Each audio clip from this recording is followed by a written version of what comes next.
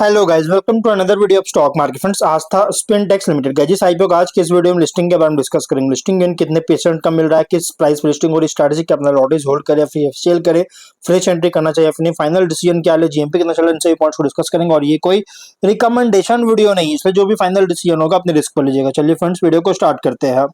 तो guys, IPO 29 से 1 जुलाई तक ओपन था। लिस्टिंग डेट जो रखा गया 6 जुलाई, मतलब कल का डेट रखा गया। लिस्टिंग डेट 10 रुपीज का, फेस वैल्यू 136 रुपीज का, कट ऑफ प्राइस है 110 शेयर्स के, lot size, fresh capital, book build IPO 170 crore का इशू साइज, और बीएसई एनएसई दोनों एक्सचेंज में लिस्टिंग हो रहा है। और गाइस, लिस्टिंग जो हो रहा है कल के दिन लिस्टिंग हो बीएसई एनएसई, और लिस्टिंग के बाद 10 AM के बाद आप किसी भी एक्सचेंज में ट्रेड कर सकते हैं।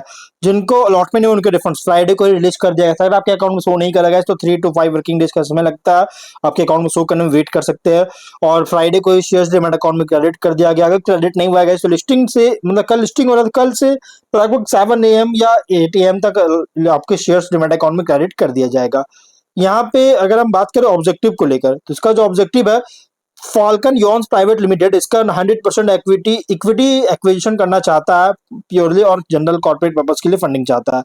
सब्सक्रिप्शन अगर देखा जाए ना, तो कंपनी का जो सब्सक्रिप्शन है बहुत स्ट्रॉन्ग, एक अच्छी सब्सक्राइब देखने को मिल रहा है। क्यूआई भी 3.6 time, HNI 8.3 time, retail 2.5 time का, टोटल 5 टाइम सब्सक्राइब है, जो कि ठीक ठाक एक अच्छी सब्सक्रिप्शन देखने को मिल रहा है। ओवर सब्सक्राइब देखने को मिल रही है।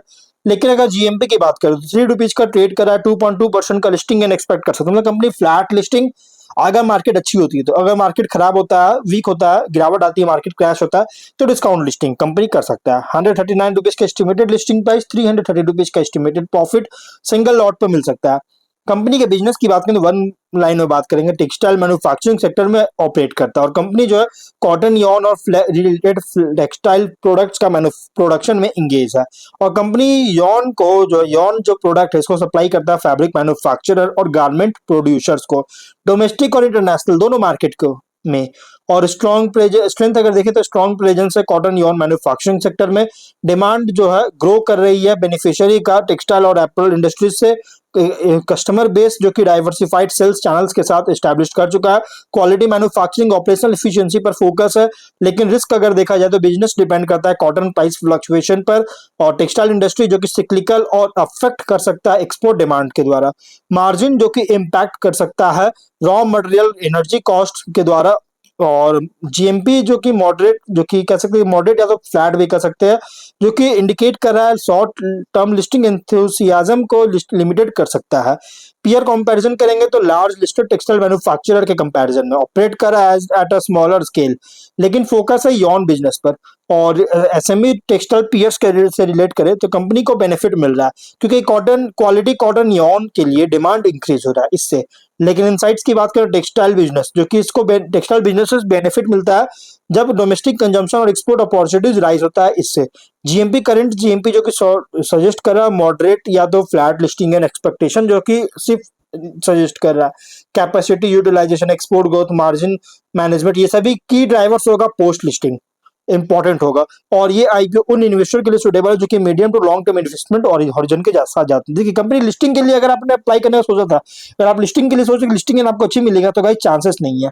हाँ, अगर आप लॉन्ग टर्म के लिए इसको कंसिडर किए थे तो आप देखिए कंपनी अच्छी है, क्योंकि फंडामेंटली अच्छी कंपनी है। जीएमपी के according market sentiment, small listing premium का एक्सपेक्टेशन इंडिकेट कर सकते हैं अगर मार्केट पॉजिटिव होता है तो। मार्केट सेंटिमेंट अपीयर कर रहा है कॉशियसली पॉजिटिव, कि मार्केट सेंटिमेंट जो है ना अभी पॉजिटिव देखने को मिला, तो चांसेस की पॉजिटिव लिस्टिंग कर सकता है। अगर सिमुलेशन की बात करें, अगर स्ट्रॉन्ग प्रीमियम पे लिस्टिंग होता है, मतलब कि +35 to +45%, चांसेस बहुत रेयर है, तो पार्शियल प्रॉफिट बुकिंग कंसीडर कर सकते हैं। लेकिन चेंजेस और lot is fresh buyer changing avoid कर सकते हैं। स्टेबिलिटी के लिए वेट एंड वॉच कर सकते हैं। फाइनल डिसीजन अपने रिस्क पर लीजिएगा। मॉडरेट प्रीमियम पे अगर लिस्टिंग होता है, मतलब कि +15 +35 +15 तो +25%, तो फर्स्ट 30 to 45 मिनट्स होल्ड कर सकते हैं। होल्ड करते हैं तो रीअसेस जरूर कीजिएगा। Fresh buyers confirm price support के लिए वेट एंड वॉच कर सकते हैं। फ्लैट लिस्टिंग अगर होता है, मतलब कि 0% to +5% का, जो कि चांसेस तो है कि हो सकता है, तो 1 to 2 वीक्स होल्ड कर सकते हैं। और लेकिन होल्ड करते हैं तो ट्रेंड ऐसे जरूर कीजिएगा। फ्रेश बायर्स ट्रेंड क्लैरिटी के लिए वेट एंड वॉच कर सकते हैं। डिस्काउंट लिस्टिंग अगर होता है, मतलब कि मार्केट अगर नेगेटिव ओपन होता है तो डिस्काउंट लिस्टिंग कर सकता है, जो कि -2 to -10% का अगर लिस्टिंग होता है डिस्काउंट लिस्टिंग, तो पैनिक सेलिंग इनिशियली अवॉइड कर सकते हैं।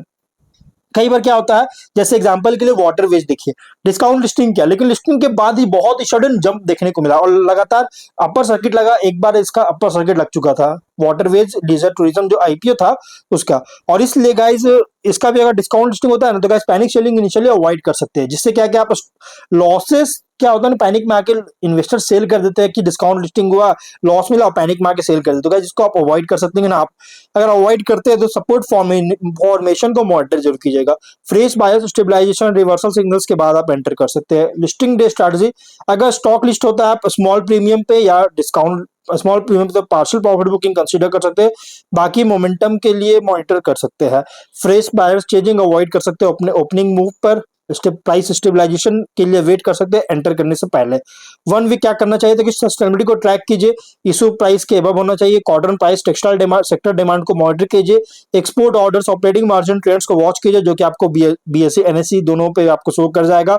सिर्फ एक्सपोजर सब इंक्रीज हो जाए, वॉल्यूम सपोर्टेड ट्रेंड कंफर्मेशन के बाद तो कंसीडर कर सकते हैं, बट फाइनल डिसीजन अपने रिस्क पर लीजिएगा। ये कोई रिकमेंडेशन वीडियो नहीं है। तो गाइस वीडियो कहीं पर एंड करते हैं, अगर कोई डाउट है कमेंट बॉक्स में पूछे। मिलते हैं नेक्स्ट वीडियो में, बाय।